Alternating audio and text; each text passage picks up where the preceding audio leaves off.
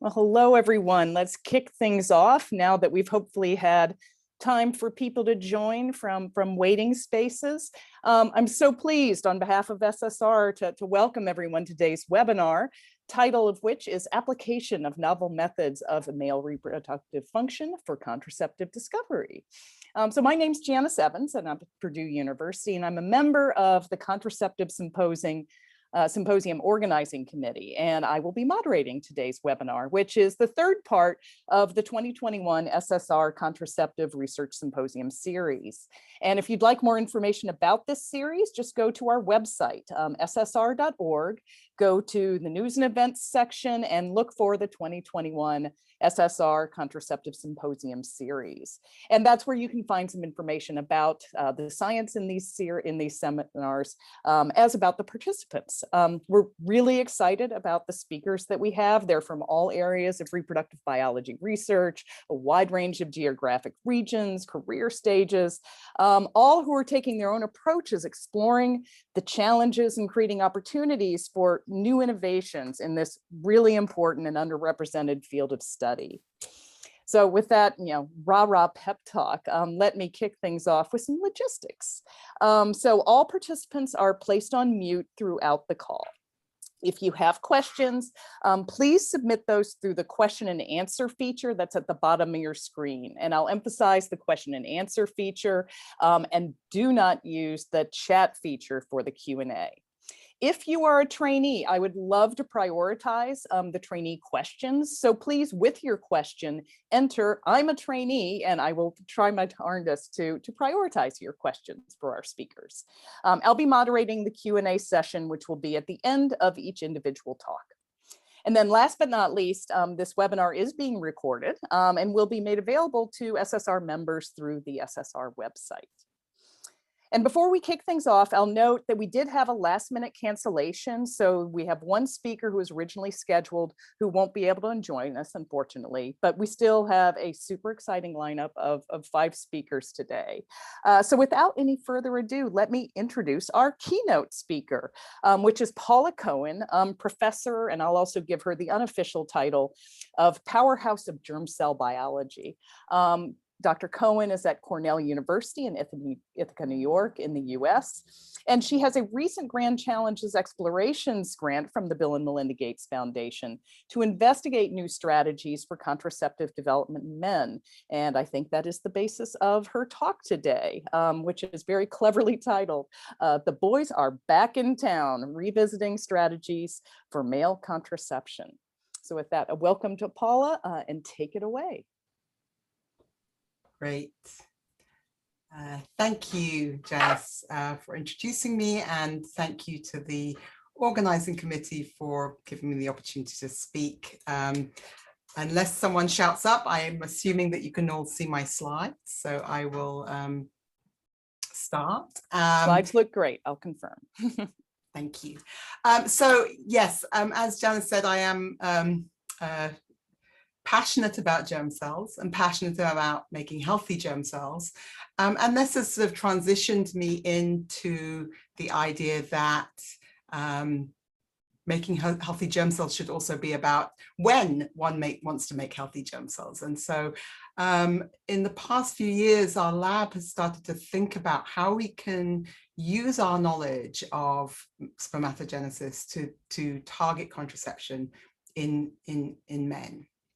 And so what I'm going to tell you today is a few sort of vignettes of the studies that we're doing.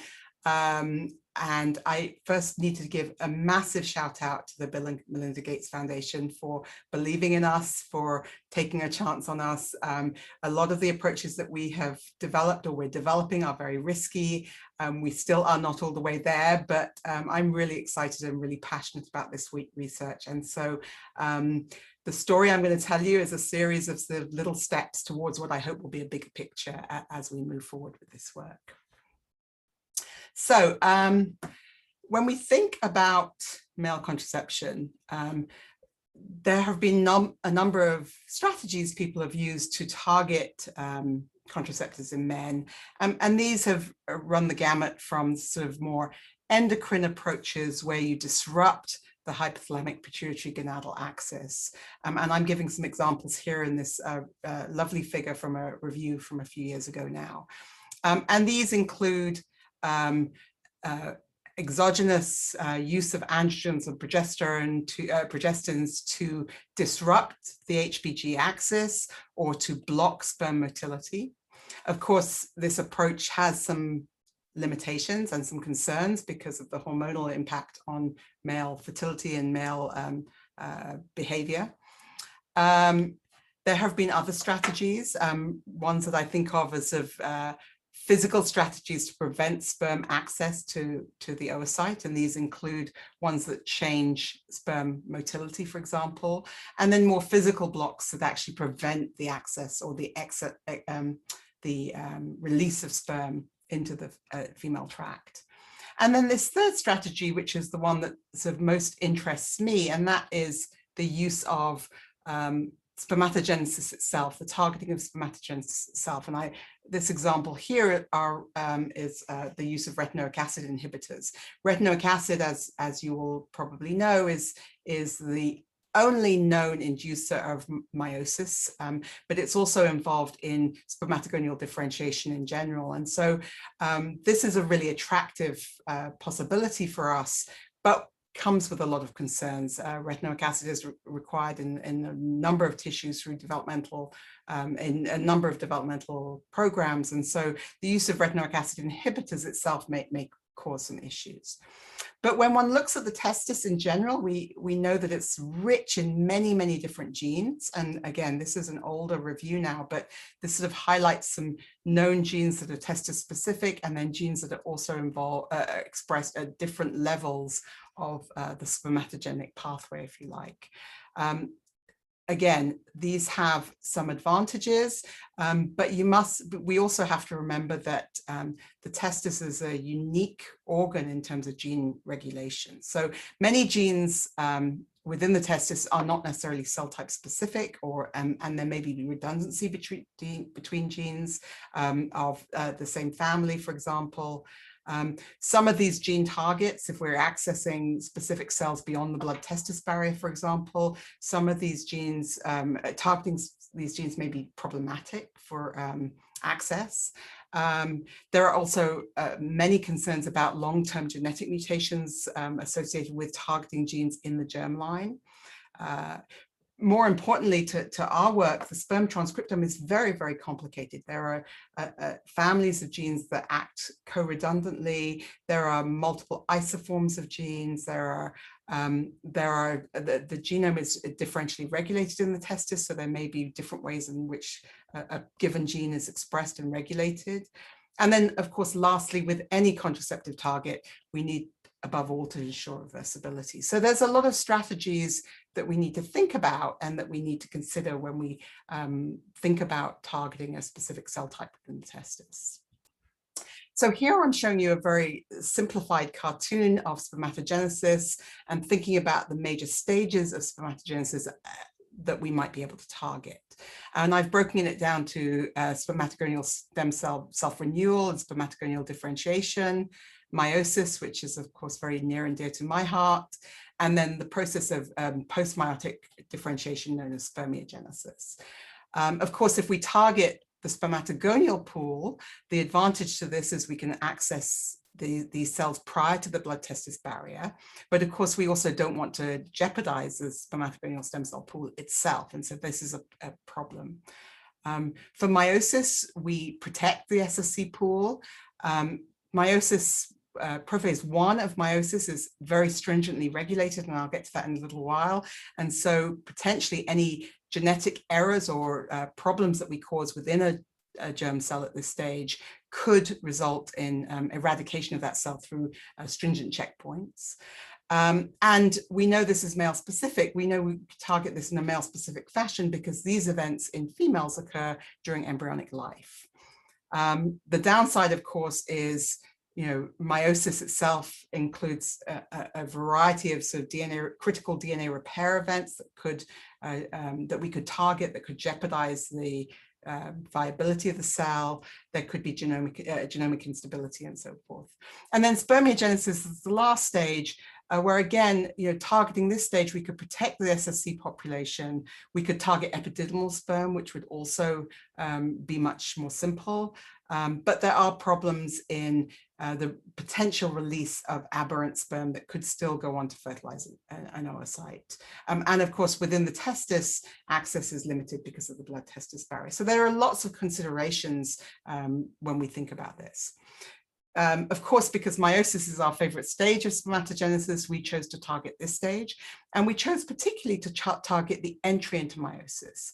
As I mentioned before, we know that retinoic acid is absolutely crucial for this, but we don't know much else about the signals that give rise to meiotic onset. We also know that retinoic acid is required for numerous steps prior to meiotic entry. So targeting retinoic acid itself may not be the best strategy. And so we started to think about how we could devise strategies to target meiosis specifically and to use the knowledge that we have of this critical stage. So I'm not going to go through meiosis for you. This is the sort of textbook double division cycle of meiosis, where you have a first division where homologous chromosomes first need to find each other, pair, synapse, and then undergo recombination, and then segregate equally to the first meiotic division. And then a second division where sister chromatids separate, much like a mitotic division. And so we in the lab study prophase one, this first stage, because that's the sort of business end of meiosis one. And this is the stage at which those homologous chromosomes have to find each other, undergo this very unique chromosome dance to pair, and then physically tether to each other in a process called synapses, and then ultimately separate, at which stage the crossovers that are formed during the process of meiotic recombination have been established, and you can now see paired chromosomes that have undergone recombination and are tethered at these sites of crossing over. And all of these processes during prophase one are designed for one purpose only, and that is to ensure that homologous chromosomes stay together until the first meiotic division. So what I'm showing you here are immunofluorescent spread images of meiotic chromosomes in male mice, and you see this progressive synapses process through prophase one.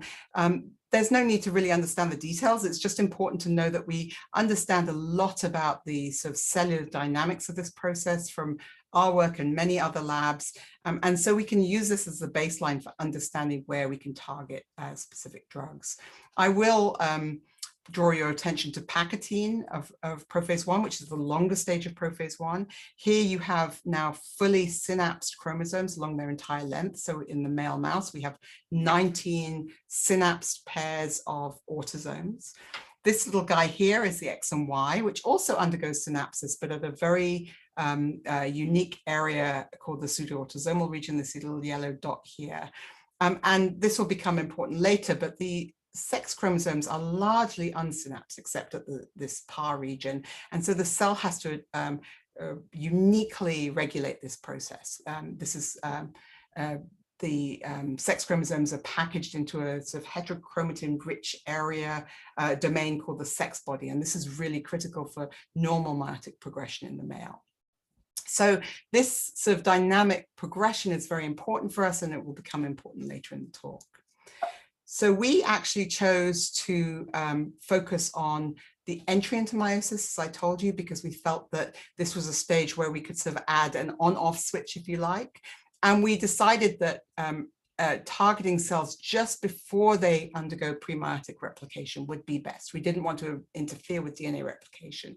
But again, we knew very little about the genetics of this process and how a spermatogonia is primed to enter meiosis beyond just the signal of retinoic acid. So with that in mind, the goals of our Gates-funded project were first to characterize the genetic requirements for meiotic initiation in mouse and to compare that to human, to identify a potential subset of genes that could be suitable targets for contraceptive development. Importantly, to establish a meiotic culture system that will allow us to monitor spermatogonial differentiation into spermatocytes, and hopefully to manipulate this process in vitro to identify new gene targets, to interfere with the pathways, and ultimately in hopes to develop a drug that we can then test in this scenario. So I'm going to tell you a little bit about how we've progressed in the past couple of years.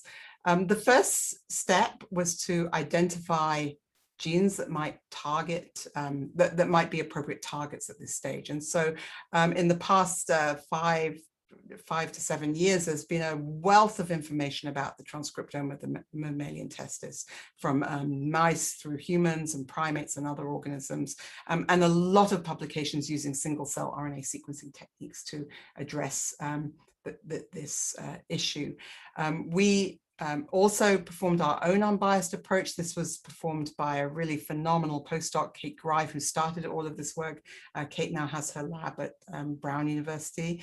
And she decided to use an unbiased approach to identify transcriptional profiles that might give us a clue as to the correct genes that we should be targeting.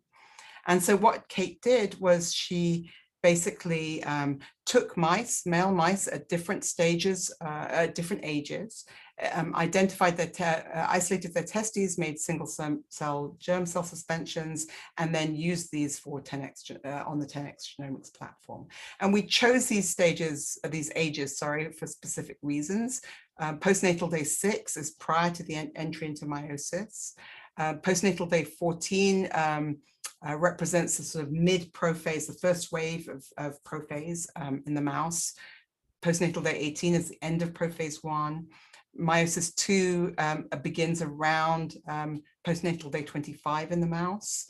And then adult sperm depleted and Thy1 enriched germ cells as a comparison. And so just to give you a little bit of information about Kate's results, this shows you the germ cell stage per library of origin. So these are these different ages that we used. And you see the gradual acquisition of spermatocytes and then spermatids in these stages. This is the TSNE clustering by library of origin. So these are the libraries shown in the different colors. And then these are TSNE plots showing clustering by cell type. So we now see our spermatids up here, Sertoli cells, spermatogonia, spermatocytes, and so forth. And importantly, I want to draw your attention to this pink population of cells. And the reason that's important is these were defined as sort of neither spermatogonia nor spermatocytes. And so we termed them early spermatocytes. And we were convinced that this population of cells represented those cells that are most likely to be embarking on their meiotic program. And so the genes that we identify in this population would be considered to be really strong candidates for further analysis. And so when we look at this heat map, we can identify the distribution of most differentially expressed genes in this cell population, and we can begin to target those cells as our first hits, if you like. And so there's a number of genes that were identified in this population. So of approximately 1,100, 1,200 germ cell specific genes, germ cell genes that we identified, about 185 of them were contained within this early spermatocyte population.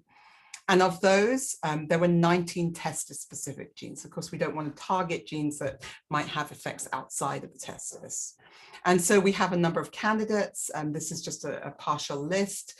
And from those, we selected a subset that we could then target by making CRISPR knockouts. And so this is the first core that we've made, actually. Our prioritization sort of list involves, these genes have to be test specific. We opted to choose cytoplasmic or membrane bound proteins predominantly because we thought they would be easier to access.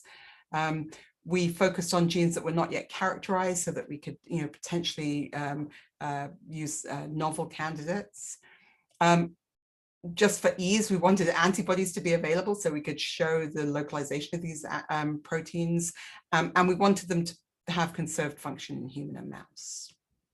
So this is just a few examples. This is 3 of these genes, PRSS50, FMR1MB, and DEFB19, and you can see localization of the protein in mouse on the left and human on the right. And you can see this red signal beautifully marking these spermatocytes in mouse and human for PRSS50, for FMR1MB, and for DEFB19. And so this is a really nice strategy, taking the single cell RNA-seq data, identifying candidate genes, and then progressing to knockouts. We have the knockouts for these mice. We don't have any data yet, but watch this space, as they say. And so how else are we finding targets? So we're using sort of the obvious candidates that have already been published. And so the idea is to look at these and see if we can follow the role of these genes in vitro and then potentially target them. We're looking at infertility alleles to see those that may be candidates for affecting meiotic entry only. So these sort of maturation arrest type alleles. And then we're developing some really fun CRISPR screens to identify yet more target genes. And so this has required us to establish in vitro screens that use lentivirus to introduce guide RNAs into the cells, and also reporter mice, of which we currently have 2 reporter mice for meiotic entry. And so the next part of the study was the next sort of important goal was to establish an in vitro system for monitoring meiotic entry. And we had several requirements for this system. Firstly, we want to see robust and repeatable progression into meiosis. We also wanted to look and make sure that the hallmarks of early meiotic prophase were intact. And I'll just add a little comment here. There have been a lot of in vitro systems developed, but often they have not been assessed at the prophase 1 level. And this is a real concern to me, because I think that if we don't have normal meiotic progression, then we can't really truly say that this is a robust in vitro system. As I mentioned, the system must facilitate targeting by lenti or adenovirus for knockdown of genes, for introducing guide RNAs and so forth. And again, appropriate reporters must be available, and we've developed those now. And so what do we mean by the hallmarks of prophase 1? Well, this is a cartoon of prophase 1 through these stages that I mentioned earlier: leptotene, zygotene, pachytene, diplotene, and then the 5th stage, diakinesis. These are the homologous chromosomes in blue and pink. And this shows a sort of gradual synapsis or tethering of these chromosomes through prophase 1, along with the recombination of events that take place. So in early prophase 1 in leptotene, when when chromosomes are just starting to accumulate their protein scaffold along the length of the chromosomes, prior to them actually being physically tethered, we see appearance of these SC proteins. We also see the start of recombination through the induction of double-strand breaks. These then get further processed as synapsis continues, and you start to see the accumulation of proteins that are important for recombination. So I'll just point out 2 key proteins. SPO11 is the topoisomerase-like protein that makes double-strand breaks that initiate meiotic recombination and crossing over. And here in yellow is MSH45, which is a really important DNA mismatch repair gene that licenses double-strand break processing events for crossing over. And these are the 2 reporters that we've generated to allow us to track prophase 1. And then the third thing I will say, which is really critical for our work, is that we don't need these cells to go all the way through prophase 1. In fact, I believe that it's going to be really hard to show robust progression all the way through prophase 1 into spermiogenesis, especially with the type of screen that we want to do. So what we're looking for is robust entry into meiosis, entry into prophase 1, and progression at least through to mid-pachytene if we can. So this is the sort of generalized strategy that we've used. This is adapted from a number of recent publications where we basically take mixtures of cells. We treat them through 2 different medias with different sets of hormones and growth factors. And the first media is for around 4 days to 1 week. The second media is for 2 to 4 days. And then hopefully we can then track prophase 1 progression. And this is just what I showed you earlier, those first few stages of prophase 1. These are some of the very first images actually that Kate produced when she started this project. And you can see, I mean, really beautiful progression into zygotine of prophase 1, marked by these different markers. So SYCP1 is the protein, a component of the central element, that zipper protein that synapses the chromosomes together, and you see that appearing really beautifully between chromosomes. Gamma H2AX is a phosphorylated form of histone H2AX, and it marks sites of double strand break as they're induced during early prophase 1. So you see that double strand breaks are induced in these mice, in these cell cultures, which is really satisfying. But then after this, things start to not look so nice. So this is, these are Pachytene cells, some late zygotine, early Pachytene cells, and they start to look a little bit dicey, if you like. Again, these are the sort of the perfect in vivo images that we would love to achieve. And so what we've been doing is playing with this system. And so, for example, this was an experiment that Kate did where she did a washout experiment to get rid of the antibodies she'd used for selecting these cells. And you start to see synapses looking much more robust in these cells. So if you wipe out the antibody binding to the proteins, you get a better image. But these are not perfect Pachytene cells by any stretch. These SCs look very short and stumpy. There may be some fragmentation. And so we're still working on this. But again, our argument has been that we really just need to see these early stages, and we need to verify that these early stages are actually viable, real prophase 1 progression stages. And so one of the experiments we did is we borrowed a technique from Marianne Handel, who I think is in the audience, where she showed that if you give these cells in limited culture a phosphatase inhibitor called organoic acid, you can actually accelerate progression of spermatocytes through prophase 1 into dikinesis. And so this only occurs if the cells are advanced enough into zygotine. And so when Kate treated these cells with organoic acid, she did indeed see very robust dikinesis progression. So what this tells us is these cells in culture, although with advanced culture, they don't necessarily go all the way through Pachytene. You can force them through these stages, meaning that double strand break induction, all the hallmarks of early prophase 1 are intact. So we've since turned our attention to improving these cultures, getting better progression into Pachytene, but also a more reliable progression. And so some of the things that we've been asking is, can we improve these cultures by using 3D scaffolds, which we're doing now? Can we transfect these cells with virus, which we can do, we've shown that now. And then can we alter the expression of specific genes, which is ongoing as well. Most importantly, is this blockade reversible? And I'll give you a little bit of proof of principle that makes us think that this can be reversible. So just to tell you a little bit about our scaffolds, we, being in a vet school, we have a really lovely access to a number of weird and wonderful species. For reasons I won't go into, mouse testes do not make good scaffolds, so we've taken advantage of dog, cat, and human scaffolds. This is the process that we go through to make the scaffolds, and they're eventually cryosectioned on a microtome and then placed in these well inserts. This is fresh dog tissue on the left, and then these dog scaffolds on the right. And you can see that we've decellularized the testis completely, but the scaffold, the structure of the seminiferous epithelium or the seminiferous tubule is still intact. And the idea is that we can then seed these tubules with the right cells and get robust sort of regeneration of the seminiferous epithelium. Just as contrast, this is a mouse scaffold, and you can see it's sort of kind of fallen apart completely.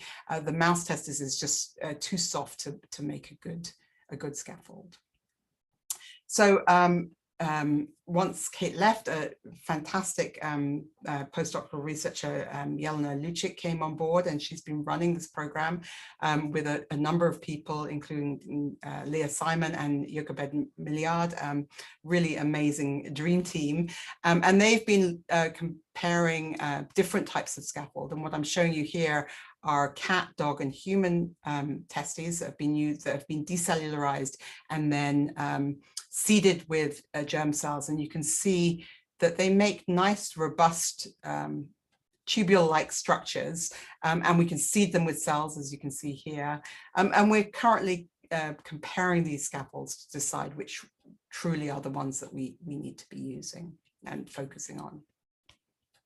So we're still ongoing with this work, but the most important thing is really asking whether this blockade of meiosis would be reversible. We don't yet have gene targets. And so instead, what we've done is gone back to the published literature to investigate candidate genes that other people have evaluated, and to ask whether, in terms of meiosis, is targeting these genes a reversible option for us. So Marty Matzuk and many other colleagues have been studying BRDT, which is a testis-specific bromodomain-containing protein. And Marty's lab has really focused on the use of this drug JQ1, which is a bromodomain protein inhibitor, to show that he can inhibit spermatogenesis quite effectively with treatment, daily treatment of this drug.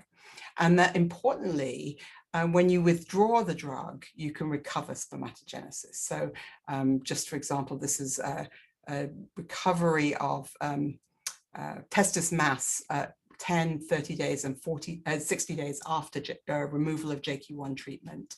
Sperm count, which is reduced dramatically with JQ1 treatment, recovers after 60 days, as does sperm motility. So this is a really strong candidate as a contraceptive target. So as I said, BRDT is a bromodomain-containing protein. It's a member of the BET family of proteins. It's testis-specific, and it regulates transcription, acting predominantly during meiosis and just after. As I said, JQ1 has been investigated extensively by the Matzuk group. But it's important to note that BRDT is not the only BET protein that functions during spermatogenesis. In fact, our single-cell RNA-seq shows quite nicely that there are at least 2 other BET family proteins that are expressed, and the proteins localized actually during spermatogenesis. One is BRDT2, which is found in spermatogonia and spermatocytes, and BRD4 is pretty ubiquitous throughout the testis. Because of this issue, Marty's lab recently published a beautiful paper characterizing a new BET inhibitor that is specific to BRDT. So I think this is a really strong approach. So we've asked, can we look at the BRDT as a target and show that it's that JQ1 knockdown of BRDT is reversible. And just to show you, we know that BRDT is localized both in human spermatocytes and mouse spermatocytes. The localization pattern is slightly different. In human, the protein is found all along the chromosomes, whereas in mouse, it seems to be restricted to the sex body, the XY bearing sex body. But we also know that in human testis sections, we can find BRDT both in spermatocytes, shown up here, as well as in round spermatids. So we asked whether we could give JQ1 for a period of time, withdraw it for 4 weeks, and whether these mice would resume meiosis specifically, and importantly, what are the effects on prophase one. So this is the first experiment we did. This was led by a really fantastic graduate student, Adriana Alexander, in the lab. Unfortunately, it started right smack bang at the start of lockdown, so she had to have special permission to come in after lockdown to do these experiments, because we'd started and so we couldn't finish there and then. But anyway, she treated mice for 1 week, 3 weeks, or 7 weeks with JQ1. And just like Marty found, we see a reduction in testis weight.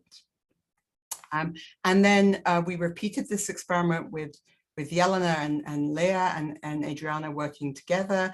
And we see again, this after 3 weeks, we see a significant reduction in testis weights. And then after 4 weeks of recovery, we see that testis weights come back to normal. So this is a reversible phenomenon. Sperm counts are the same. When we look at 3 and 7 weeks, we see a dramatic decline in sperm counts, testicles, in epididymal sperm counts, much like Marty did. And then when we look at both swim up and non-swim up and swim up sperm, we see the same reduction. Importantly, after recovery, after 4 weeks of recovery, the number of non-swim up sperm does not recover completely. But it does seem that swim up sperm do recover. So we see at least a partial recovery in sperm numbers after 4 weeks. The other thing we looked at was sperm morphology, and this is very early analysis. So I'm taking this with a large pinch of salt, but we see that the total number of sperm with abnormal morphology after 3 weeks of treatment is significantly elevated. And this reduces slightly after recovery, but it's not completely gone. And again, you see that the majority of the abnormal sperm are within the non-swim up population of sperm. But what about prophase one? That's what we were interested in. So if we look at JQ1 BRDT localization in untreated and 3-week JQ1 treated, we see that that BRDT localization is almost completely, is dramatically reduced in the 3-week treated mice, as shown here. So we know that BRDT is being targeted. But when we look at dynamics of prophase one progression, we see some interesting things. So I'm going to show you a few of the sort of markers that we're using to identify sort of normal prophase one progression. The first are the synapses proteins that I mentioned earlier, SYCP1, which is part of the central element that tethers those chromosomes together. If we look at control mice, you see all of pachytene, all of the autosomes are fully tethered together. The XY is only tethered at a small region. And in the 3-week treated mice, we see actually some quite normal synapses. But the interesting thing is 2 observations. Firstly, and I don't know if you can see this clearly here, SYCP1 is now localized along the entire XY, which it shouldn't be. It should only be at the pseudoautosomal region. And also we notice that the chromosome lengths seem much, much shorter. So chromosome length, or SC length rather, is a product of chromatin compaction. BRDT is involved in chromatin regulation. So it's not surprising that the SC lengths are shorter. And when we measure them after 3 weeks of treatment, we definitely see a significant decrease in overall SC length. After recovery, after 4 weeks of recovery, we still see a little bit of aberrant SC formation at the sex body. It's a little bit better, but chromosome lengths are now restored and we see a restoration of SC length. The next thing we looked at was the dynamics of the sex body, this specialized region of the nucleus that houses the X and Y. And what we find is in pachytene of prophase one, we can use gamma H2AX, that phosphorylated form of gamma H2A, to localize the sex body. So it's no longer marking sites of double strand break. It now localizes exclusively to the XY. And it forms this really beautiful, very, very brightly stained circle of positive stain at the XY. And we see it's a very defined structure. It's very repeatable. In the 3-week treated mice, we see that the XY starts to look a little bit aberrant. The sex body is a little bit fuzzy. There are branches out of the sex body that encompass some of the autosomes. And so when we quantitate the localization of gamma H2X in the 3 weeks treated mice, we see cells, we see really significant increases in abnormal gamma H2AX localization. Thankfully, after 4 weeks of recovery, however, this seems to go away and the sex body starts to look a little bit normal. We looked at POL2 exclusion. So part of the role of the sex body is to suppress gene expression from the X and Y chromosomes. If you express certain genes from the sex chromosomes during prophase one, you kill the cell. And this is most readily viewed with RNA pol II staining, which gets excluded from the sex body uniquely during Pachytene. And you can see that as a sort of hole in the red signal here. You can see it better in the inset panel. What we find in the 3-week treated mice, however, is that RNA pol II now floods into the sex body because meiotic silencing is no longer intact. And this is shown here in this graph with abnormal pol II localization. Again, after 3 weeks of recovery, 4 weeks of recovery, this gets restored and the sex body once again becomes a more defined structure. And then finally, we looked at some markers of gene expression. So H3K9 acetyl groups are most readily associated with active chromatin. And you see again in the 3-week treated mice an increase in this signal for active chromatin, and this is restored after 4 weeks of withdrawal of the drug. And then H3K9 trimethyl is a repressive mark on chromatin. Again, interestingly, you see an increase in localization of H3K9 trimethyl across the genome, but this doesn't get fully restored after 4 weeks of recovery.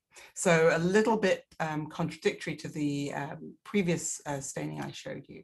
So what this tells us is when we ask, can we transiently switch off prophase one and meiotic progression and then induce resumption again?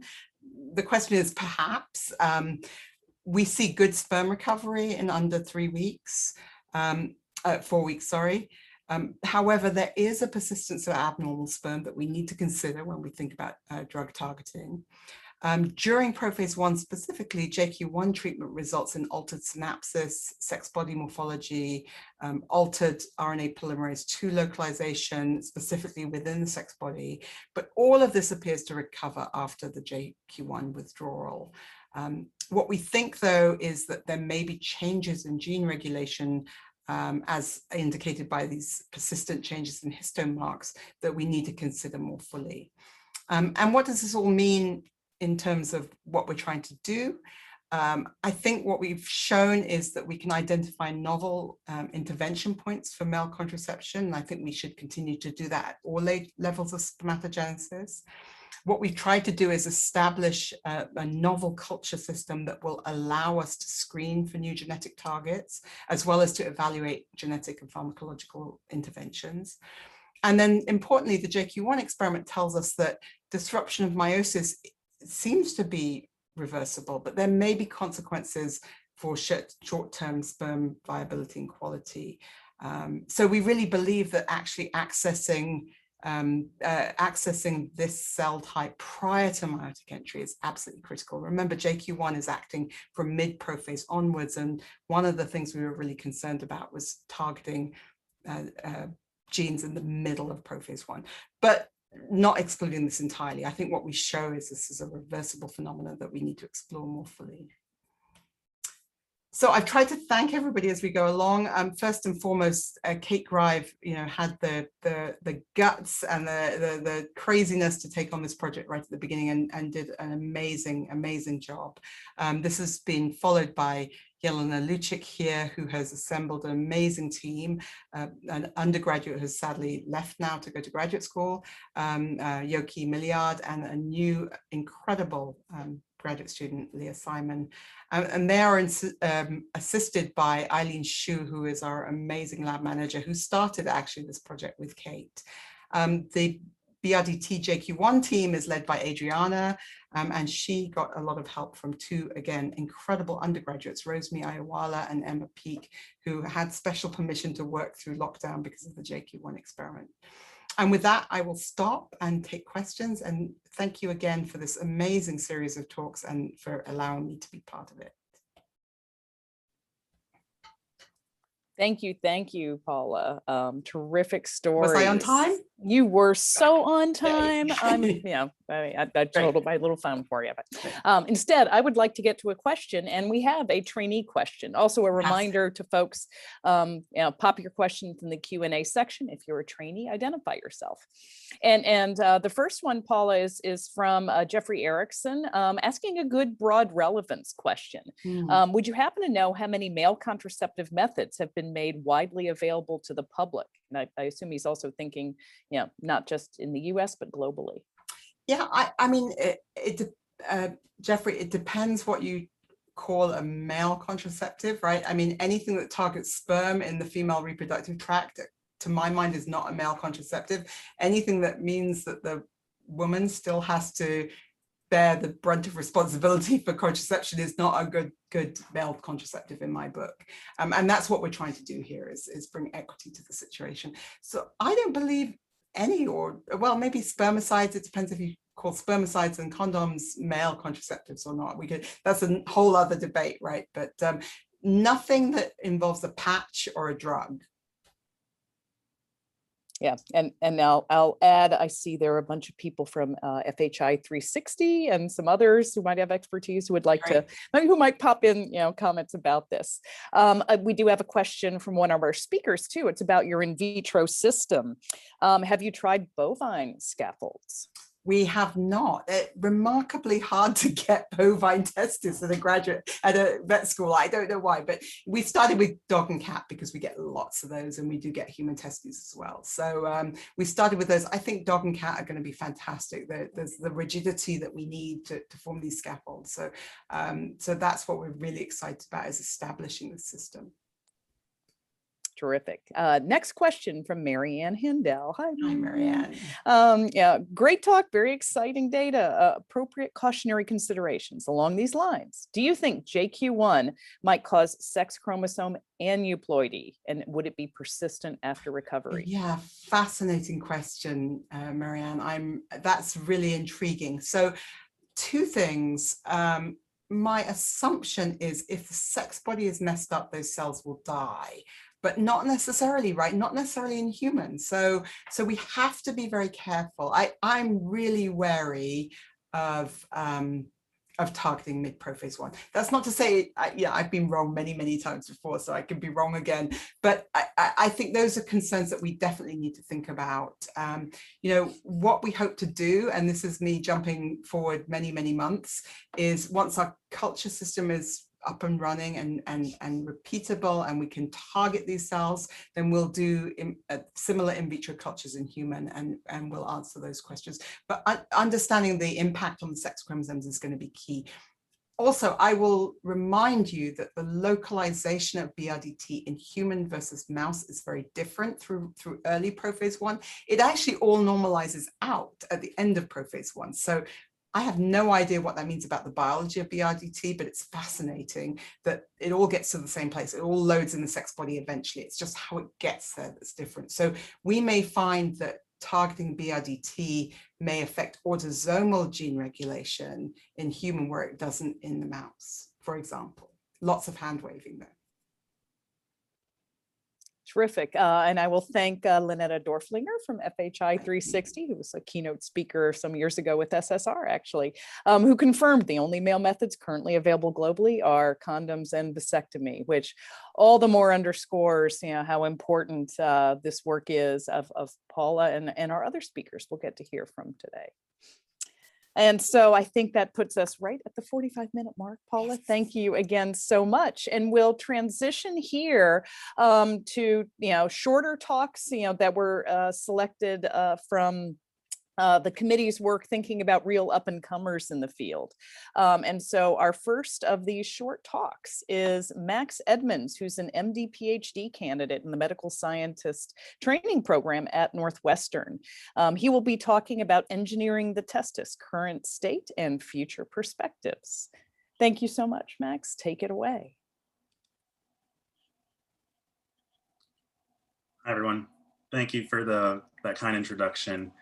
Can you hear me? Just let me know if you can't. I'd like to introduce myself again. My name is Max. I'm a MD PhD candidate at Northwestern University. It's a big title. Really, the main story is going to be focused around testicular organoids, which is a work that we've been involved in for a few years now. Really warm, heartfelt thank you to the Contraceptive Symposium organizers and everyone at the SSR for having me again. I've really loved all my participation in SSR so far. And I hope that everyone will find this pretty interesting. I know I definitely found the last talk really insightful. So first, just some disclaimers and context for this talk. One, I'm not a contraceptive biologist per se. In fact, I spend most of my time thinking about how to restore, preserve, and overcome infertility in most instances. However, I am a reproductive engineer and an andrologist by training.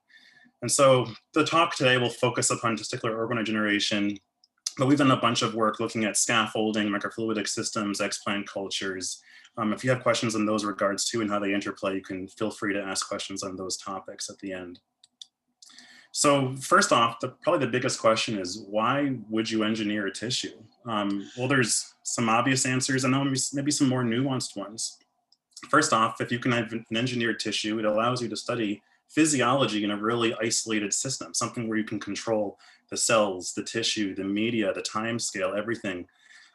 Naturally, it's going to have you reduce the animal usage that you're going to be able to be relying on for your experiments. And if you're using human-based tissues or human cells, you have humanized models that are more relevant, I think, to the human situation, particularly when it comes to reproduction. And there's so much variability between the species. If you have a really easy model to engineer, you can have a really high experimental N. This will give you higher power for finding significance as you can get through larger replicates more quickly.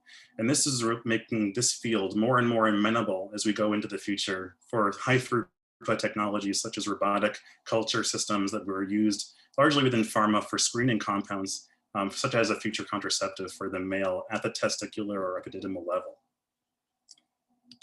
And another just kind of personal anecdote here is that testes are complex and they're fascinating and they're beautiful, as these two pictures can show. And I don't need to go through all of the great, descriptions of physiology that the last talk gave Paul Cohen, but I think you can appreciate here, they're pretty dynamic. You could have the seminiferous tubule compartment, which you see in cross-section here, both H and E, and with immunofluorescence of different markers, and the interstitial cell compartments. And they are complementary both in their production of sperm, the differentiation and amplification of those sperm, as well as the endocrine function of the testis. So with every engineer, you really need some benchmarks when you're creating something. These are the benchmarks that our laboratory has used in the Woodruff lab. On the one hand, we have structure. So structure would be including major cell types, Sertoli cells, germ cells, Leydig cells, peritubular cells, those being the main ones, but there are actually, in fact, many more than just those four. And then beyond that, compartmentalization. So again, separate tubular sections versus interstitial sections. And really, ideally, we'd like to have tubules in the de novo engineered testis model. And on the function side, I think we can simply say we want to have testosterone and sperm, but it really can get more nuanced than that. You can look at other different types of endocrine markers, such as inhibin B, which is a seminiferous tubule function marker you can get from Sertoli cells. You can see responsiveness to input of gonadotropins, such as FSH or HCG, which we use in LH analog. We can look at tight junction barrier formation between Sertoli cells. And of course, the holy grail of the field really is looking to see if we can keep germ cells in culture in vitro. Now, when it comes to organoid assembly, similar to many other tissue engineering and biomedical engineering approaches, often these things come into two different pathways. So there's scaffold-free, which we can kind of summarize here really briefly by saying non-adherent culture dishes are really of any different type of orientation, flat or U-bottom, such as the ones you see here. And then scaffold-based. And scaffolds are generally ECMs, extracellular matrix proteins that are highly structurally supportive and maybe bioactively available to the cells that they have. These can be soft, such as hydrogels. They can be rigid, such as 3D printed scaffolds, which often have a cross-linker added to them in 3D printing approaches. But between these two different avenues, most approaches take place. And over the overall of bioengineering, scaffold-based approaches have really been the major camp in terms of the hypothesis that tissues can be better engineered with an instructive scaffold there versus without. And that brings us to really another question, which is, does the microenvironment instruct de novo tissue formation? And particularly in the setting of cells or tissues that you've taken from an already born, perhaps even adult animal. For instance, for organoids, you often start with a single cell suspension. It could be a singular cell type or a heterogeneous cell suspension. Our goal is to try and create a tissue there and then have that tissue actually embody the parent organ that we're trying to model with characteristics, but such as the structure, as well as some level of function. Those are really the main goals here. If we get really specific to an organoid or a microtissue of any sort, it has to have these four main components, which have been published in literature. One, it has to have an in vivo mimetic morphology, has to include multiple major cell types. There must be a level of self-assembly in organization, regardless of whether or not there is a scaffold or biomaterial being used. And then of course, some level of tissue function. So I'm going to share briefly some work that was published by our group last year, where we directly tested this question within the setting of using prepubertal murine testicular tissues. So we looked at in different environments, both in the presence of axillary matrix in 2D and 3D conditions versus that without ECM. So here you can see we kind of have a four main branch point experimental design, 2D and 3D conditions with or without ECM. This has been published within 2 different journals, which you can look if you want to get more details. And I don't have the time to go into all of them here. We have the main paper in Biofabrication, but then a more methods focused specific article in Jove, both in 2020. So if we take the 2D ECM free condition, these are time-lapse images over the course of 20 hours where we took day 5 postpartum mice, suspended their cells into a single cell suspension and put them onto either a 2D ECM free environment or a 2D ECM environment. And I hope all of you can already appreciate that the way that they self-assemble into cell clusters or little microtissues is very different. It's kind of a Brownian type motion in the 2D ECM free scenario, whereas there's a really robust segregation of these cells and even migration of multiple cell clusters towards one another in the 2D ECM condition that you see on the right. Now, as we compare this to the 3D scenario, on the left, you see 3D microwell dishes that we make out of agarose, which are used to make spheroids in a number of different cancer spheroid approaches. You actually see a pretty robust segregation phenomenon here, again, over the first just 20 hours or so. And if we compare this to the 3D ECM on the right, you still see some aggregation, but it doesn't seem to be quite so quick, nor does it create clusters that are quite so large. And we've been quantified this, and we've been able to see that in fact, all of these different approaches will be able to create mini cell clusters or microtissues. The question is, can these tissues be confirmed as organoids? Do they meet the benchmarks that we have? This is a really big slide, and I just want to bring your attention to a few different landmarks. If you look at the top of the screen, you can see whether or not it's bright field or immunofluorescence, and for the different markers, the different rows are the different cell conditions, which you can see labeled on the left-hand side. We're using beta-catenin as a cell cytoplasm marker. In our case is for the Sertoli cells, and DDX4, which is a cytoplasm marker for early gonia, and really it's a pan-germ cell marker, but in the testes that we use from day 5, we're mostly going to have spermatogonia. In the third column, you see 3-beta HSD for Leydig cells and alpha SMA for those peritubular cells, which would line the outside of tubules. And then in the fourth column, you see SOX9, Sertoli cell nuclei, and again, the alpha SMA. And really what we came to our conclusion here is that actually 2 of these conditions really met the preliminary benchmarks for having an organoid, and that would be both 2D ECM and also 3D ECM free. And in fact, the 2D ECM free and the 3D ECM really were not comparable in terms of producing these structures. These pictures here are from 72 hours of culture. So far, just already in this minor data point, we're thinking, what determines organoid self-assembly? In fact, the data that we had gotten suggests that ECM is not essential nor superior, despite what the greater biomedical engineering community has really documented at large. And we thought there might be some cell intrinsic factor which better predicts organoid assembly. That was our question. And this was really supported by a rich selection of data in the literature, with the fact that there's a really robust and quick differentiation and maturation of cell types within the testis, particularly in the mouse, over the time point of puberty, specifically those Sertoli cells, as they go from a fetal stage to a juvenile stage and adult stage. And there's some back and forth where you can regress to a less mature type, but really the structural formation of making sex cords and tubules is thought to be limited to a more fetal status for these cell types. So we wanted to look into this further. We did this through a variety of approaches. We used some conditioned media approaches, which you can see in our papers, which I don't have time to show here. I want to share one of them in specific with you though. First off, we looked at different types of aged mice, 5 days postpartum, 12, which is kind of the wakening up of the GnRH axis 21 days postpartum when Sertoli cells are largely going to be mature and attached with tight junctions, and then adult aged mice at 8 weeks of age. And we saw whether or not we could create organoids within a 3D ECM-free environment and whether or not they'd be resilient to actual collection. So here you can see at 24, 48, and 72 hours, whether or not we could actually, one, form these organoids, and then secondly, could we collect them with a P1000 pipette or something really simple, and whether or not they would stay cohesive? Did they actually have cell-to-cell connections that would be resilient to our manipulation? And here you can see that we were able to get some that were able to resist pipetting and collection between all the prepubertal stages or intrapubertal stages, but nothing for the adult. And if we could look at some of the quantification here, this is just really summarizing that. Both, we were able to get some resiliency in the B graph on the left in all except for the adult, which would have been shown by bars in green. The assembly percentage is a marker that we developed to look at how quickly and how robust these cells were actually going to be aggregating over time, like you saw in those time-lapse videos. This was best within younger ages, prepubertal, but still occurred within the puberty window as well. And then if you take that over from 24 hours to 72 hours, you can see that that assembly percentage increases over the first couple of days.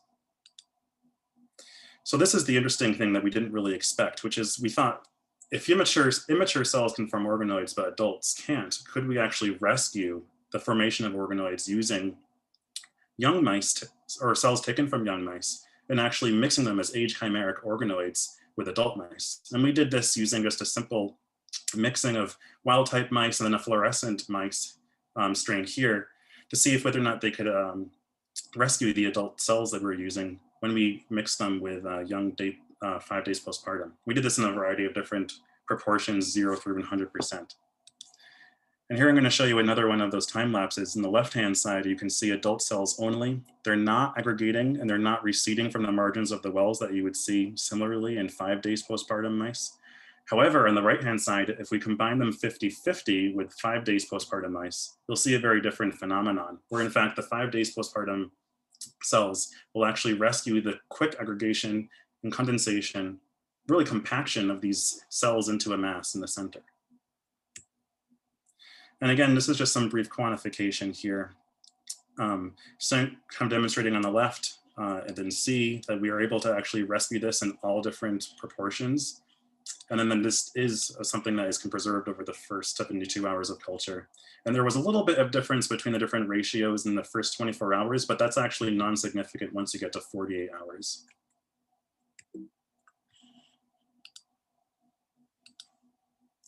And this is really, I think, where we're very pleased. So now we're going back to completely 5 days postpartum mice that were used for our starting organoids. And we took these organoids and cultured them out for a total of 2 weeks.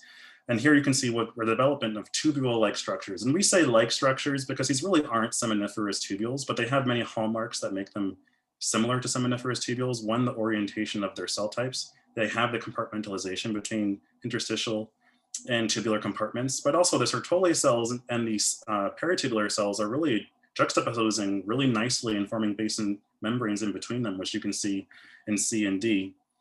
And you can see in purple for both of those beta-catenin and SOX9 highlighting where those Sertoli cells are.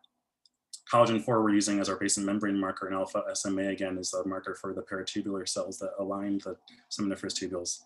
In the middle, you can see some markers that we use to screen for germ cells. There weren't very many germ cells in our organoids at 2 weeks. We were able to find some DDX4 marking gonia, as well as a couple of SAL4 labeled spermatogonial stem cells, but we didn't see any meiotic aged or meiotic level germ cells. We were using SAP3 for that. Under the electron micrograph, we were able to find some tight junctions between adjacent Sertoli cells, which you can see here in H. And then if we go into a really blown up magnification of our seminiferous tubules, you can see I through L at the bottom, just how those Sertoli cells are aligning against that basement membrane. Here we're showing laminin instead of collagen. And then on the outside of that, the yellow marking the alpha SMA marked peritubular cells, and ZO1, the nice pretty red, showing all those tight junctions between these adjacent Sertoli cells.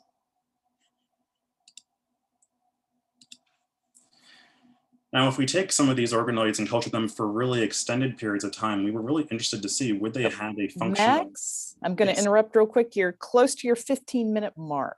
Okay, thank you. Yep. Endocrine response, and here you can see in green, I'll just quickly, we can look at it there, the testosterone production over 72 days. And purple is the inhibin B.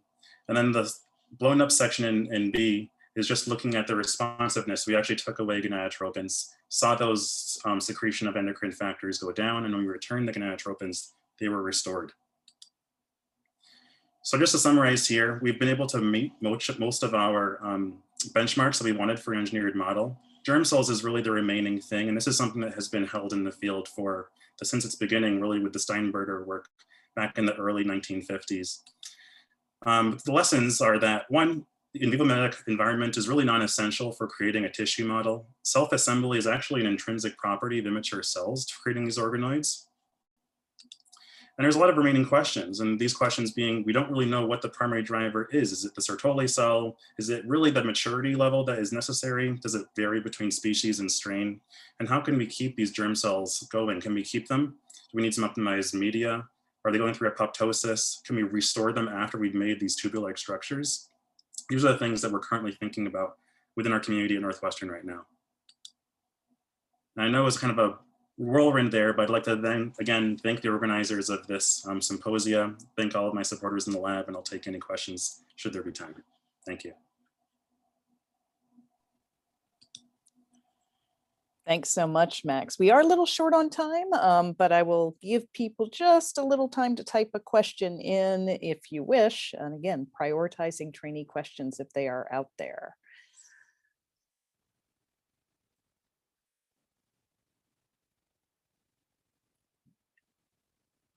Get our panelists. So a question just came in, Dan Bernard, a fast typist. If you treat mice with GnRHR antagonists to block puberty, would their testicular cells aggregate as you see in younger animals? And thanks for that awesome question. I've thought of that exact experiment actually.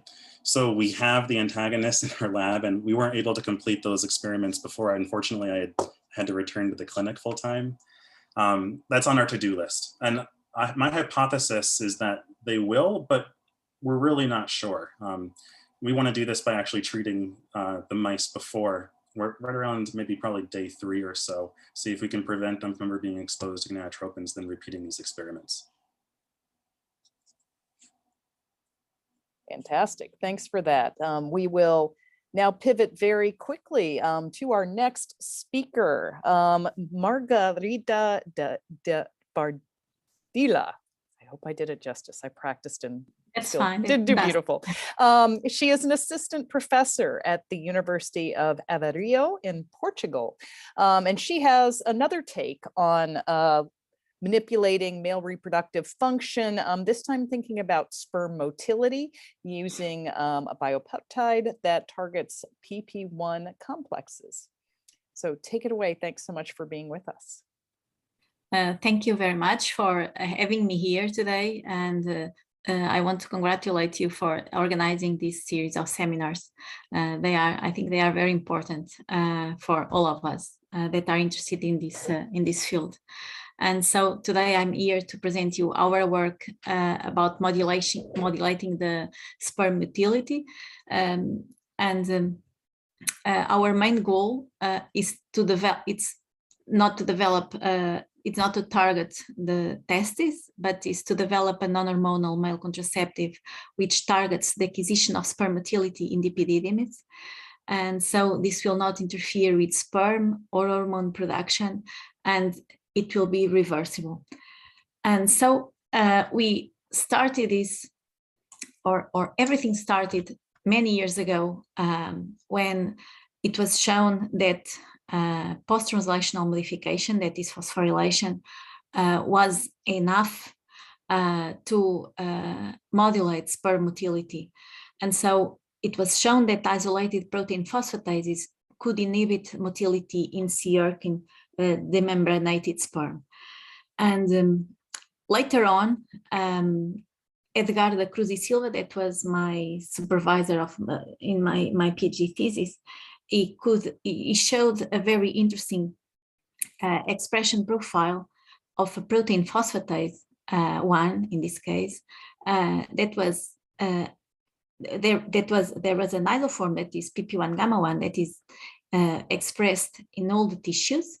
But in testes, he realized that there was a band that was a little bit higher in the testes, and at the time they didn't know what this means. And so they knew that there were two isoforms that later they showed that there was this PP1 gamma 2 isoform that was testis enriched and sperm specific. And so this was, they started to address how phosphatases could modulate sperm motility also in mammalian sperm. And so they decided to see using inhibitors of protein phosphatases, and one of the inhibitors was caliculamin. They showed that caliculamin could indeed modulate sperm motility. And so by using caliculamin, you could increase sperm motility and also sperm velocity. So if you inhibit PP1, you could increase sperm motility and velocity. Also, by comparing the inhibition profiles with the different phosphatase inhibitors, this pattern of inhibition was consistent with the predominance of this phosphatase and not another phosphatase, because there are many phosphatases in the cell, but this phosphatase was the one that was involved in the modulation of sperm motility. Besides that, if you compare the sperm from the caput part of the epididymis with the sperm from the caudal part, so this white, the white part is caput and the black part is caudal. If you compare these the sperm that comes from these two parts, PP1 activity, and this is phosphatase activity. So this PP1 activity decreases when sperm motility increases. And so this was how they could show the involvement of PP1 in sperm motility acquisition along the epididymis. Besides that, when we use an antibody that recognizes PP1 gamma 2, we can see how PP1 gamma 2 is expressed in sperm cells. So at the time I started working with PP1 in sperm cells, we knew that PP1 inhibits sperm motility. We also knew that PP1 gamma 2 is the main phosphatase in sperm cells. And besides that, we also know that PP1 never always function by binding to other proteins that regulate PP1 function that are known as regulatory interactors of PP1 or repos. And these repos, they might be tissue specific. And so we decided to characterize PP1 interactome in human testes and sperm. And we did it by several methods. And one of the methods was this two-hybrid system. And to do that, we use as bait the PP1 gamma 1, the PP1 gamma 2, and also the C terminus of the PP1 gamma 2 that is only different from the PP1 gamma 1 by some amino acids at the C terminus. And we identified many interactors of PP1. In the 3 East hybrids, we identified many interactors that are here, and we validated many interactors by different means, and we identified multiple targets that could be potential therapeutic or diagnostic targets for male infertility, and at the same time for contraception. We took our data from the interactions, that we obtained from the experimental data with data that existed in databases for PP1 interactors. And also we decided to do an interaction network, and we analyzed this interaction network that consisted of more than 100 interactors for PP1 in sperm. And in this network, we extracted a subnetwork that was specific for motility. And this subnetwork was composed of 50 interactors. All the proteins that bind PP1 and that were ever associated with sperm motility were present in this network. And besides those that were previously known, we also had many others. And from those, we decided to choose as a target this protein that is ACAP4, that stands for A kinase anchor protein 4. And we decided to choose this protein for three main reasons. And this is because this protein is a sperm testis specific protein, because it is involved in all the motility annotations that we considered, and also because there was a knockout mice that was infertile, and the infertility phenotype was due to motility impairment. And so based on this, our strategy was to take the PP1 interactions, and the interaction we took was the ACAP4. And when this PP1 is bind to this ACAP4, PP1 is usually inactive. And when PP1 is inactive, sperm is motile. And if we can disrupt the interaction, PP1 is active and sperm is immotile. And so if we can disrupt this interaction, we can use this as a strategy for male contraception. And so we decided to disrupt this interaction with a peptide that is called a bioportide.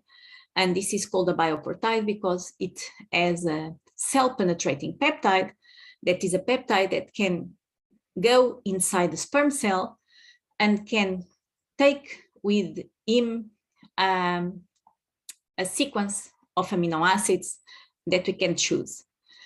And so the first thing we did was to prove that indeed ACAP4 could bind to PP1.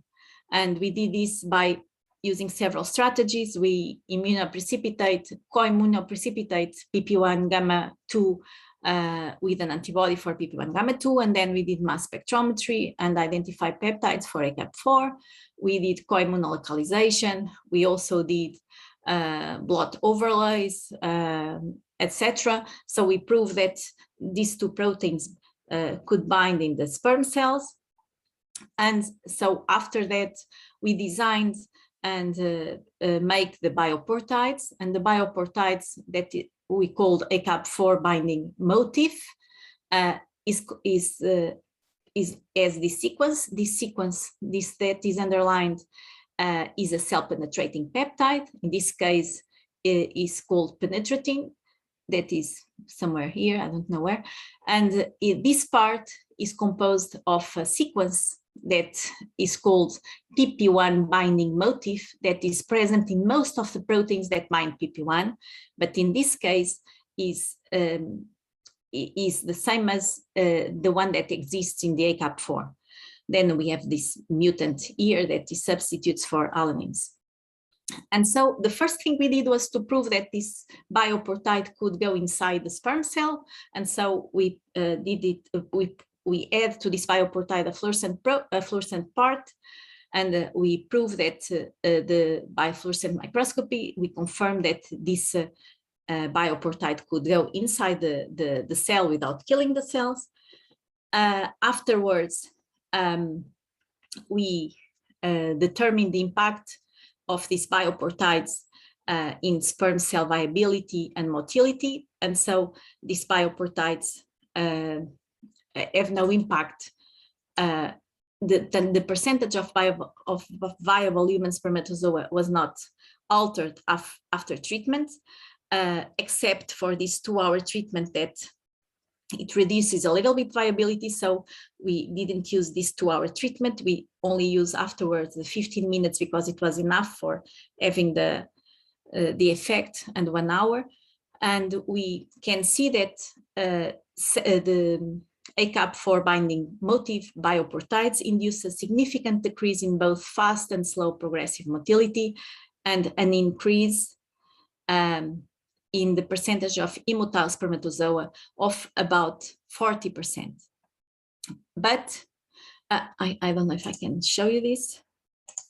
Yes, so this is with the binding motif, the ACAP4 binding motif bioportide, and this is the negative control. But the increase in immotile spermatozoa was not strong enough, so we decided to do a computational modeling studies to see if we could increase the potency of the action of our bioportide, and we got a modified bioportide that we then decided to see if was more potent than the one we previously studied. And to start, we had to see if this modified bioportide could separate PP1 from ACAP4, could disrupt interaction. And so we put PP1 gamma 2 in an SDS gel, and here you can see increasing amounts of PP1 gamma 2 in an SDS gel, and then we overlaid this PP1 gamma 2 with recombinant ACAP4 protein, without or with the peptide, and then we used anti-ACAP4 antibody to detect the ACAP4. And if you see here in gray ACAP4, you see that if you have more PP1 gamma 2, you have more ACAP4. So this is normal because they bind. If you add the bioportide, you reduce the binding. So this bioportide can also disrupt the interaction. Then we went on to see if this bioportide could indeed decrease the motility of the sperm cells. And as you can see here, if you add the bioportide for 15 minutes or 1 hour, you increase the sperm cells that stop moving by a percentage that is much bigger than with the previous ACAP4 binding portide. So to conclude, with our approach, we can say that the PP1, the protein-protein interactions network are excellent platforms to characterize tissue and specific proteins and protein-protein interactions to identify pharmacological targets. Also, the bioportides, which mimetize the PP1, the protein-protein interaction motifs, have the capacity to disrupt these protein-protein interactions and modulate sperm motility, and that we could obtain 2 bioportides, one that is more potent in the inhibition of sperm motility. And we also have more bioportides that target other proteins that bind PP1. And if you want, you can see in our publication, one that targets one of the most known PP1 interactor that is called PP1R2, or the old name I2, that inhibits PP1. And we also made a bioportide against the C-terminus of PP1 gamma 2, and they also decreased sperm motility. And what we are trying now is to, although we got a marked decrease in sperm motility, we did not get a complete 100% immotility of the sperm cells. So what we are trying is a multi-interaction interface targeting approach by using a combination of bioportides that target different PP1 interactors. And we are also trying to add to these bioportides a sperm homing peptide that targets this bioportide to the sperm cells. And we are also proceeding with studies in animal models, because all of the studies that I've presented you were in vitro studies or in ex vivo. So to finish, I'd like to thank my lab, and especially Joanna, because most of the work that I presented here was part of her PhD thesis, and also other collaborators that mainly John, that is responsible for producing the Bioportides. Thank you very much for listening, and I can take your questions. Thank you so much, Margarita. I will pause for a second and let people type in questions if you wish, although we are very close to time anyway. I'll ask one very quick question. Did you do confirmation that treatment with your Bioportide altered PP1 activity? I guess the prediction would be that PP1 activity would stay high rather than decrease, which was associated with motility increase. It increases PP1 activity because the Bioportide does not bind to the active site of PP1, but it binds to a pocket where the PP1 binding proteins usually bind, and not to the active site. Okay, and a talk from a question from a trainee, Mariana Scaterdotti.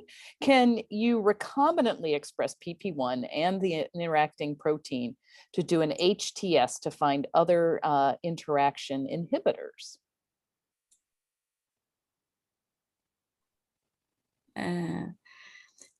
We can express PP1 and the interacting proteins, because this has already been done. And we can identify, and this can be done. We haven't done it, but this can be done. And because this is very interesting, because Paula Cohen has used in her experiments a very known PP1 inhibitor, that is ocadic acid, that is very useful for many purposes, but it's not specific. So you cannot use it pharmacologically, and so that's why we went to these Bioportides, because they have already been and we have them in clinical studies, and they can be used pharmacologically. And so the only idea we have now, and the only improvement we have to make, and of course all the studies ahead, is to get a peptide that takes this Bioportide precisely to the sperm cells or to the epididymis, because we are really trying to focus our approach in the epididymis. But this is a very good idea. Thank you, Mariana. And Margarita, I'll cut you off there just in the interest of time, but I'll point you to the Q&A where there is one quick question that you could answer by typing in there. Okay, I'll try to do it. Thank you very much. Thank you. Moving on to our next speaker, I'm very excited to introduce Jeff Lee. He's an associate professor at the University of Toronto. And has been studying a process near and dear to my heart that I've always been fascinated with, sperm-egg fusion, and using nanobodies to block sperm-egg fusion. So with that, Jeff, please take it away. Great. Good afternoon, everyone. I would like to thank Janice and, of course, the organizing committee for inviting me to give this wonderful opportunity. So I'm Jeff Lee. I'm from University of Toronto, and I'm part of a multi-center team that was just recently funded by the Gates Foundation as part of their non-hormonal contraceptive grand challenges. So this was back in December. So today's talk is really going to focus on our platform and approach to developing an antibody-based contraceptive. We don't have as much data, but I'll go through what our plans are. So my background is actually coming from a very different area. So my background is actually, my lab studies fusogens, in particular those that carry out viral entry. So these would be the glycoproteins that you've all heard about, such as from HIV or coronavirus. But about 8 years ago, my lab, we started shifting our gears and moving towards the cell-cell fusion proteins, and such as those proteins are involved in, of course, sperm-egg fusion. So for development of non-hormonal contraceptives, our strategy is to target those proteins involved in the sperm-egg fusion process. And over the last 20 years or so, a number of molecules have been identified on the sperm-egg membrane to be important for attachment or fusion. Two of the most important molecules are Izumo and Juno.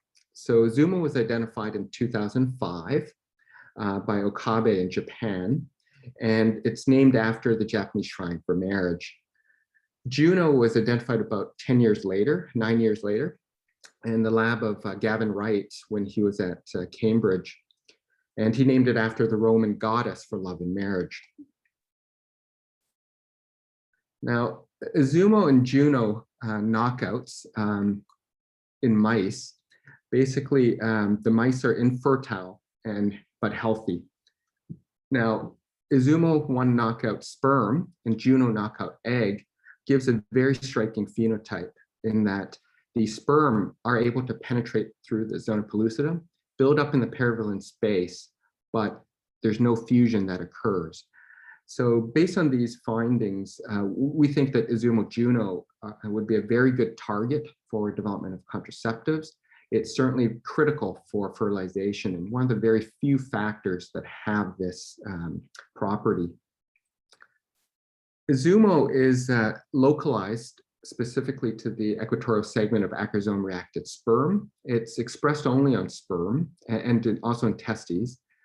As you can see in the immunofluorescence image here on the left, it's really on the acrosome-reacted sperm. Juno is expressed primarily in oocytes, a little bit of expression on some T cells, but primarily oocytes, and they primarily localize to lipid raft regions on the egg. Izumo is about a 350 amino acid protein. It has a highly alpha helical N-terminal domain. There's an IG-like domain, and then a transmembrane anchor. It has a number of cysteines that we predict are disulfide linked. Juno is a little bit smaller. It's about 250 amino acids. It has more cysteines, so definitely more disulfides. Instead of a transmembrane anchor, Juno anchors itself to the membrane through a GPI moiety. And based on the secondary structure predictions, this protein is thought to belong to the folate receptor family. Now, we determined the crystal structure of Izumo, Juno, and the complex about 5 years ago. So here on the display is the ribbon diagram of the structure of the complex. Izumo is shown on the left hand side here. And Izumo, the N-terminus is shown in the orange. It adopts that 4-helix bundle, a very helical domain. And then that transitions into a 2-stranded beta sheet, which is shown in green, and we term that the hinge region, followed by the IG-like domain shown in blue. And then the sperm membrane would be at the bottom of the page. Juno is shown in purple, and it's an alpha-beta protein, highly globular. It indeed does adopt a folate receptor family fold. However, it does not bind folate. We looked at the active sites in Juno, and the active sites are different. And we, of course, measured the interaction, and Juno does not bind folate. So let me start a movie here. You'll get a better appreciation of how Juno interacts with Izumo. So Juno binds primarily the hinge region, shown in green, and the 4-helix bundle, shown in orange. And it does that through hydrophobic forces and a couple of salt bridges that are very critical for that interaction. So we think that Izumo sits on the surface of acrosome-reacted sperm as a monomer in sort of this boomerang type shape. And then it engages Juno in the paravalent space and forms this 1-to-1 heterotypic assembly. And basically we think Izumo Juno is the attachment factor. Now, what happens after the initial interaction? This part is not very clear. Some studies suggest that Izumo dimerizes or oligomerizes to form then a scaffold that recruits a yet to be identified fusogen. But that's still to be discovered. So our strategy for this Gates-funded grant proposal is to develop nanobodies to block the Azumo-Juno interaction, and or to also develop nanobodies that bind the complex that could potentially modify any downstream interactions. So what exactly are nanobodies? So on the left here, everyone probably is very familiar with this. This is a structure of a human IgG. And as you all know, it has a heavy chain and a light chain, and those dimerized to form the IgG. Now in camels or camelids, so this would be camels, llamas, alpacas, the IgGs are very different. It's a single chain, and the antigen binding domain is termed the VHH. The VHH domain is also more affectionately termed a nanobody. As you can see, sort of by the size, a nanobody is about 10 times smaller than a human IgG. So this confers key advantages for the molecule.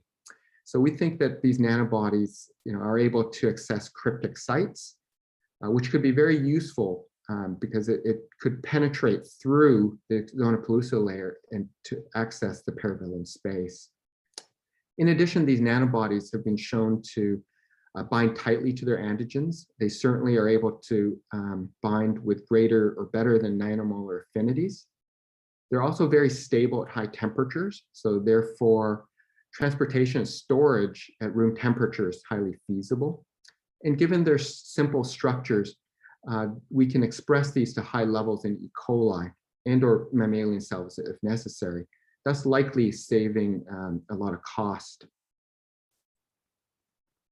So our overall approach in our platform is basically 4 steps that we divide up into work that's going to be done in my lab at University of Toronto, and then at VIB, and then at University of Paris. Let me take you through each of those steps in a little bit more detail. So at the University of Toronto, we've expressed the Juno, Azumo, and the complex to milligram quantities. And these are pure and very stable. We usually do this out of secretion from Drosophila S2 cells. We use insect cells, partly because of the post-translational modifications that are necessary. And here you have a gel filtration chromatogram of actually 3 samples, Juno, Azumo, and the complex. These are actually 3 separate runs that I've just overlaid. And running an STS-PH gel, you can see Juno, Azumo purifies very nicely. If we mix Azumo, Juno, the complex purifies at a higher molecular weight, which you would expect, and in a 1-to-1 complex. And based on light scattering measurements, the molecular weights are very consistent with what you would predict theoretically. So these proteins behave very well, and we've characterized them to death, so they're very well controlled. So we've sent these to the VIB nanobody core, so that Reza Hassan Zeta. And in his lab, he's immunized 3 llamas or alpacas per target. The peripheral blood lymphocytes are isolated, and the nanobody gene repertoires are obtained by RT-PCR. The DNA is then cloned into a nanobody phage display library, where the phages are expressed in the E. coli periplasm. And those phages that contain the nanobody, they're then screened by ELISA to detect for any phages with the nanobody that bind specifically to our antigen. Those phages are then purified and then sequenced. We can then also use those nanobody phages to determine the off rates using biolayer interferometry. And what this allows us to do is provide a crude initial ranking of our nanobody targets, and then gives us an idea of how to follow downstream. The 3rd step in our pipeline is biophysical characterization of our nanobodies. So between my group and VIB, we have a full suite of biophysical instruments where we can characterize these nanobodies for their on and off rates, the binding affinities, their epitopes they bind to, their stability and solubility, and of course, most importantly, their ability to disrupt the interface. And we have a number of cutoff values that we're looking for. And then of course, with the values that are obtained from biophysical measurements, we'll be able to rank our hits. And from those top hits, we'll be able to then send these to Paris, to Ahmed Ziad's group, to then carry out in vivo fertilization assays with mice, as well as to label the nanobodies and to look at the bioavailability of these molecules, basically their abilities to penetrate through the zona pellucida layer and enter the paraboloid in space. And then in parallel, they will also be carrying out human in vitro fertilization assays to look at the inhibition of IVF with the nanobodies. And those nanobodies that have greater than 80% inhibition, we will then take these back to Toronto, where we will try to understand the mechanism of these nanobodies using X-ray crystallography to understand those interactions. And from that, we'll be able to then hopefully improve the binding and or inhibition characteristics if necessary through additional protein engineering. So our overall outcomes that we hope to get from this project is, out of the phage display selection, we aim to have about 50 nanobodies per target with about 20 different B cell lineages identified.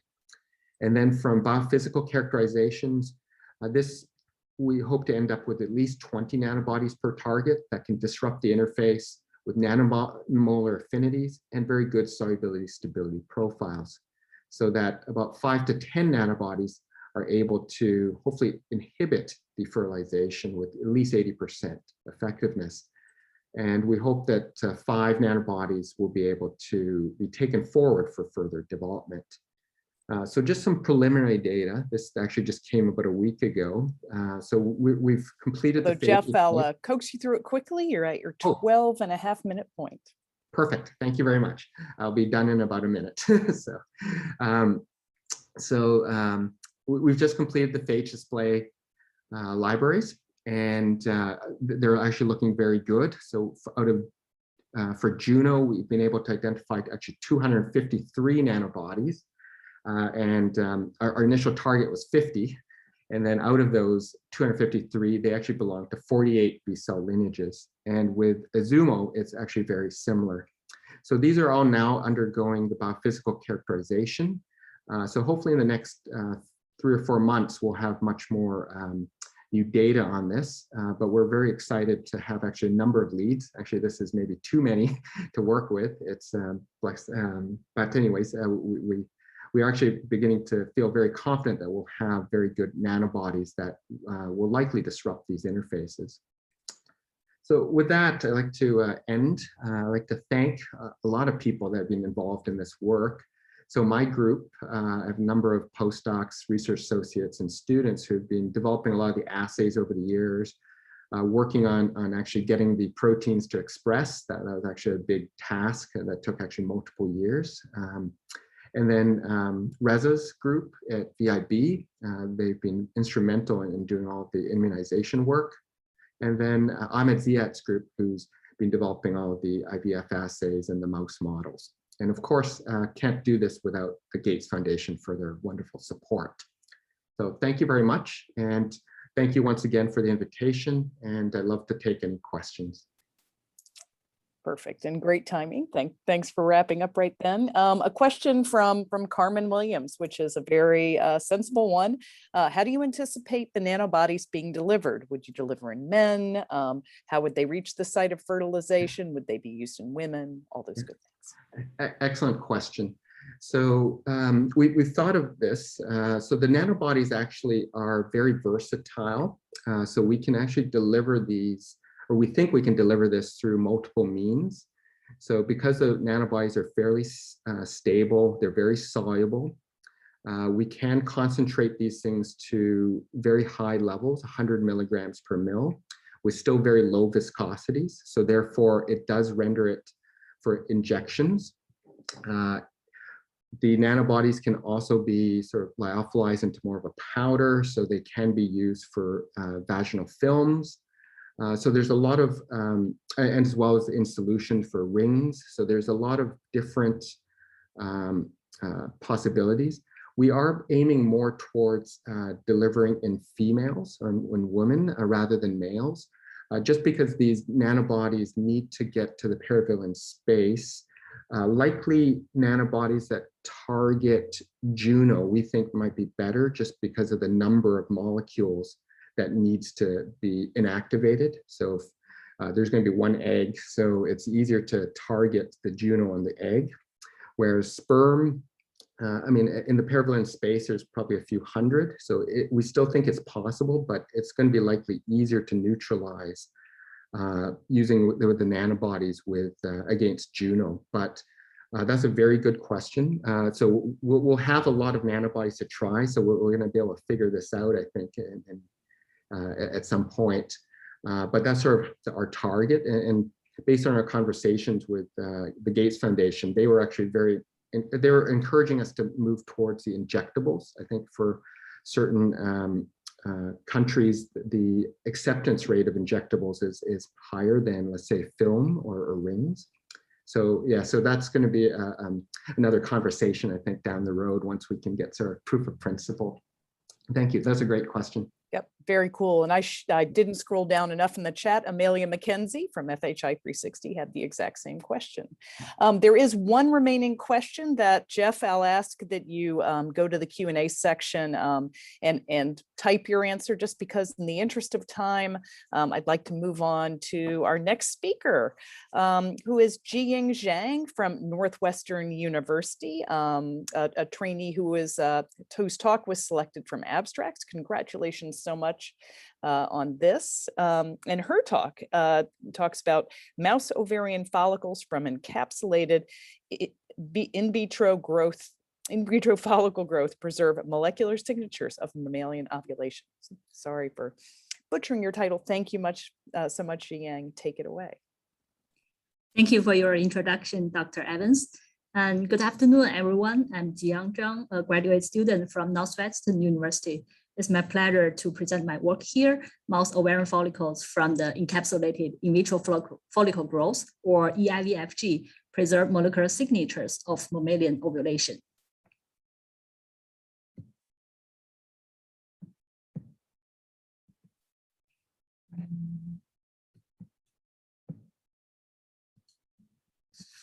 Okay. So ovulation is a process that a pre-ovulatory follicle releases a fertilizable oocyte. This process includes oocyte meiosis, cumulus expansion, follicle rupture, and luteinization. At molecular levels, LH or HCG binds to LH receptor and activates various signaling cascade and transcription factors to trigger ovulation. For example, CAMP and PKA, epidermal growth factor receptor, ERK1 and 2, and the progesterone receptor. However, the molecular mechanisms of ovulation have not been fully defined. Ovulation has its significance in clinical practice and drug discovery, especially for contraceptive development. Therefore, we need to better understand ovulation mechanisms. However, current research models are very limited. There is an urgent need for developing an in vitro model which can be used to study the ovulation biology or to find a screening tool for non-hormonal contraceptives. In our lab, we developed this alginate-based in vitro follicle growth system. Our previous studies have well demonstrated that elVFG can support the follicle development, oocyte maturation, ovulation, and the hormone secretion.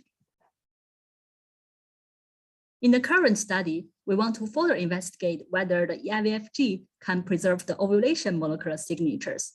We isolated the secondary follicles from mouse ovary and do the elVFG culture for 8 days to obtain the mature pre-ovulatory follicles. Then we treat the mature follicle with HCG to induce ovulation. During this in vitro ovulation, we collect follicle samples at 0, 1, 4, and 8 hour post-HCG. Those samples were used for single follicle RNA sequencing analysis and other validation experiments. The principal component analysis revealed that follicles are separated into distinct clusters by time, indicating the dynamic transcriptomic change of follicular cells during this in vitro HCG-induced ovulation. We use the follicles at 0 hour as control, and there are different numbers of differentially expressed genes in 1, 4, and 8 hour groups. The top 10 most up and down regulated genes are also very distinct between groups, which further suggests there is a temporal transcriptomic change during ovulation. We further noticed that in 4 hour group, for the 8 out of 10 most upregulated ones, they are all well-known ovulatory genes, including PTGS2, AREG, 10Fab6, and so on. Furthermore, most of the well-established ovulatory genes showed consistent expression patterns with previously published results using the in vivo animal models, including the gonadotropin and steroid receptors, EGF signaling ligand, COC expansion regulators, progesterone receptor downstream genes, luteinization, and ovarian steroidogenesis regulators, as well as the follicle rupture modulators. For example, it has been well identified that during in vivo ovulation, the EGF-like growth factors like AREG, EREG, and BTC, they are highly induced, and they can bind to the EGF receptors in cumulus cells to induce the COC expansion genes, such as the HES2, 10Fab6, and PTGS2. Our data show that HCG significantly induced the expression of these EGF factors and the cumulus expansion regulators. Moreover, the expression of these genes peaked at 4 hour time point, suggesting the critical ovulation initiation window. To verify the single follicle RNA-seq result, we performed in situ RNA hybridization by RNA-scope technique using follicles from in vitro culture and ovaries from in vivo HCG primed mice. We can see the temporal gene expression patterns are consistent to our RNA-seq result. For example, PGR was dramatically induced in murogranulosa cells at 4 hour time point, and then greatly decreased at 8 hour. According to one of the papers from J. Cole's group, this is very important as it avoids hyperinflammation tissue damage during the in vivo ovulation. For PTGS2, it can synthesize prostaglandin E2, which is a key mediator of ovulation. We used the conditioned medium to perform ELISA and found that PGE2 is also consistently highly induced at 8 hour time point. To further explore our RNA-seq data, we also performed the fuzzy clustering analysis over the time course differentially expressed gene list, where we identified 10 different temporal gene expression patterns, which can be further categorized as increasing, decreasing, and genes having a transit expression change. We did GO and pathway enrichment analysis on these gene clusters. Due to the time limitation, I will just show some representative cluster results. For cluster 9, which has an increasing expression pattern, we found that the proteasome is the most significant one, suggesting that in addition to proteolysis, ubiquitin protein degradation also plays an important role in the ovulation process. And focal adhesion is also enriched, which has been previously reported by John Richards' group. For cluster 7, which has a decreasing expression pattern, we see many metabolism pathways were enriched, indicating that the metabolic activity is decreasing during ovulation, and ovarian steroidogenesis was also enriched here. For cluster 10, which has a transit increasing expression pattern, we found the MAPK pathway is significantly enriched, which makes sense as it has been well studied that the MAPK signaling pathway is highly involved in ovulation, for example, the ERK1 and 2. We can see this fuzzy clustering analysis offers us a more unbiased way to discover novel ovulatory genes and signal pathways involved in the ovulation process. As a conclusion, we have demonstrated that mouse ovarian follicles from elVFG preserve ovulation molecular signatures. And this elVFG-based in vitro ovulation model can serve as a powerful ovulation screening tool for non-hormonal contraceptives. It can also provide us a robust model to study ovulation biology and associated disease, such as PCOS and luteinized and ruptured follicle syndrome. With that, I would like to thank my advisor, Dr. Teresa Woodruff, and all our collaborators, and also the financial support from Gates Foundation. And I will be happy to take any questions. Thank you. Thank you so much, Ying, and perfect timing. This talk is available for questions. Again, the reminder to use the Q&A section.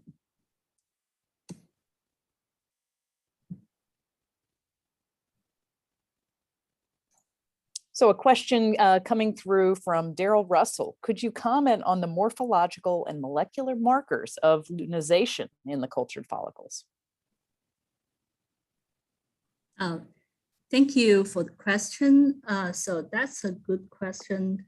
It's about the molecular marker of luteinization in the cultured follicle. Actually, we have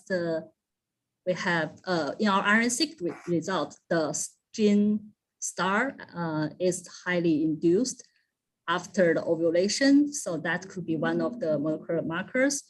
And we could also look into, and we also have the progesterone secretion measured by ELISA, which due to the time limitation, I didn't include in my presentation. But yeah, and also there are more molecular markers that we can test, which we haven't done all of them yet, but we can definitely look into them. Thank you. Thank you. Let me peek one more time, make sure there are no lingering questions.